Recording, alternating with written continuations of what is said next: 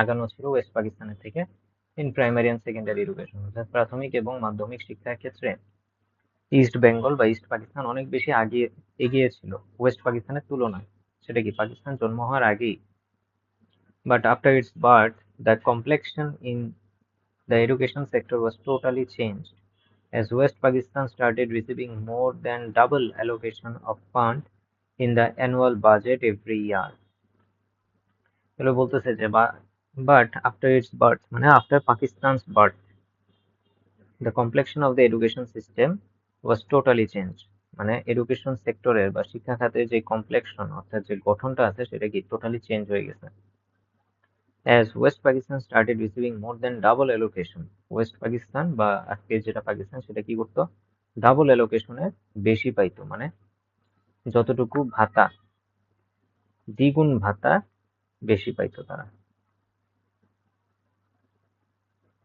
যতটুকু টাকা পাওয়ার কথা তার চেয়ে দ্বিগুণ টাকা তারা বেশি পাইতো in the fund from the annual budget every year, প্রত্যেক বছরে যে বাজেট হইতো বাৎসরিক বাজেট, সেই বাজেটে তারা প্রত্যেক বছর দ্বিগুণেরও বেশি টাকা ভর্তুকি পাইতো, ভাতা পাইতো সরকারের কাছ থেকে। So many new educational institutes were established in the primary, secondary and higher secondary level in West Pakistan, যার ফলে অনেক নতুন নতুন শিক্ষা প্রতিষ্ঠান প্রাইমারি, সেকেন্ডারি এবং হায়ার সেকেন্ডারি লেভেলে সেটা ওয়েস্ট পাকিস্তানে এস্টাবলিশ হচ্ছিল, কিন্তু বাংলাদেশে বা ইস্ট পাকিস্তানে তৎকালীন ইস্ট পাকিস্তানে কিন্তু সেগুলো হচ্ছিল না। তারপর আসলে সোশ্যাল ডিসক্রিমিনেশন বা সামাজিক বৈষম্য। The growth of the middle class in East Pakistan was hindered by the discriminatory policies of West Pakistan. অর্থাৎ ইস্ট পাকিস্তানে যে মিডল ক্লাস জনগোষ্ঠী আছে, মিডল ক্লাস জনগোষ্ঠী বলতে মধ্যবিত্ত যে শ্রেণী আছে, ঠিক আছে, ওয়ার হাইন্ডার্ড, সেটা কি বাধাপ্রাপ্ত হচ্ছিল। হাইন্ডার মানে বাধাপ্রাপ্ত হওয়া।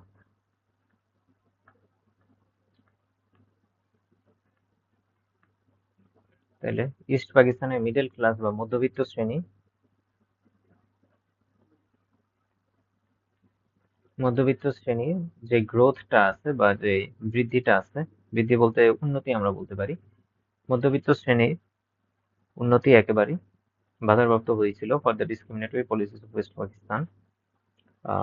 এই বৈষম্যমূলক যেই নীতি নির্ধারণী পদক্ষেপগুলো ছিল সেগুলোর জন্য দ্য বাঙ্গালিজ বিকাম ফ্র্যাজাইল ফাইন্যান্সিয়ালি, অর্থাৎ বাঙালি কি হচ্ছিল, ফাইন্যান্সিয়ালি ফ্র্যাজাইল বা অর্থনৈতিকভাবে ভঙ্গুর।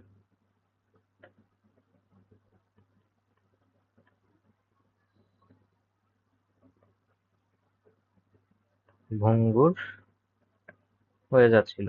আচ্ছা, অর্থনৈতিকভাবে ভঙ্গুর বলতে কি বোঝায় আসলে? যখন মানুষের আহ টাকা থাকে না তখন কি হয়, সে তার দৈনন্দিন যে চাহিদাগুলো সেগুলো মেটাইতে পারে না, তখন সে কি করে, যে সে ভেঙে পড়ে, তাই না? সে কি অর্থনৈতিকভাবে ভেঙে পড়ে, কারণ তার হাতে টাকা নেই, সে তার দৈনন্দিন যে জিনিস আছে, তেল, চাল, ডাল, তেল, নুন, হ্যাঁ, এগুলো কিনতে পারতেছে না। তাহলে এই সিচুয়েশনটাকে তারা বলতেছে যে financially fragile. Disparity increased between two regions, অর্থাৎ দুই দেশের মধ্যে বা দুইটা অংশের মধ্যে ডিসপ্যারিটি অর্থাৎ হচ্ছে বৈষম্য বাড়তে থাকে। People started showing demonstration and organizing movement, যখন মানুষের খাওয়ার খাবার থাকে না, ঘরে যখন খাবার থাকে না তখন কি করে, মানুষ রাস্তায় নেমে আসে, ডেমনস্ট্রেশন করে, মুভমেন্ট অর্গানাইজ করতে থাকে, আন্দোলন সংগ্রাম করতে থাকে। The anti martial law movement, অর্থাৎ সামরিক শাসন বিরোধী যে আন্দোলন। Agitation started in East Pakistan against the autocratic regime of Ayub Khan since 1961। Agitation মানে হচ্ছে ক্রোধ, ক্রোধ বা রাগ। তাহলে ইস্ট পাকিস্তানে আইয়ুব খানের শাসনের বিরুদ্ধে এজিটেশন বা রাগ শুরু হয় সিন্স 1961, 1961 সাল থেকেই। ইট ওয়াজ ফার্দার ইন্টেন্সিফাইড, এটা কি আরো বড় রূপ ধারণ করে, অর্থাৎ আরো প্রবল হয়, আমরা বলতে পারি আরো প্রবল হয়। ইন্টেন্সিফাইড মানে আরো প্রবল হয়। when Hussein Mohammad Sarwardi, a favorite leader of Bengalis and former prime minister, was arrested in January 1962, যখন হোসেন হোসেন শহীদ সোহরাওয়ার্দীকে আটক করা হয় 1962 সালে জানুয়ারিতে। হোসেন শহীদ সোহরাওয়ার্দী কে ছিল সেটা আলাদা করে বলার দরকার নাই। উনি একদম ওই ব্রিটিশ ইন্ডিয়াতেই সে রাজনীতি করতো এবং কলকাতার মেয়র ছিল। ঠিক আছে, সোহরাওয়ার্দী কিন্তু কলকাতা শহরের মেয়র ছিল এবং পরবর্তীতে যখন পাকিস্তান ভাগ হয়ে যায় তখন বাংলাদেশে মুসলিম লীগের নেতা ছিল মীর, এবং রাজনীতিতে খুব সক্রিয় ছিল, অনেক জনপ্রিয় নেতা ছিল।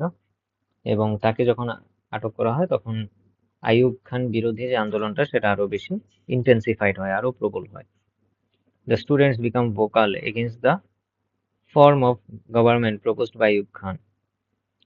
তাহলে আইয়ুব খান যে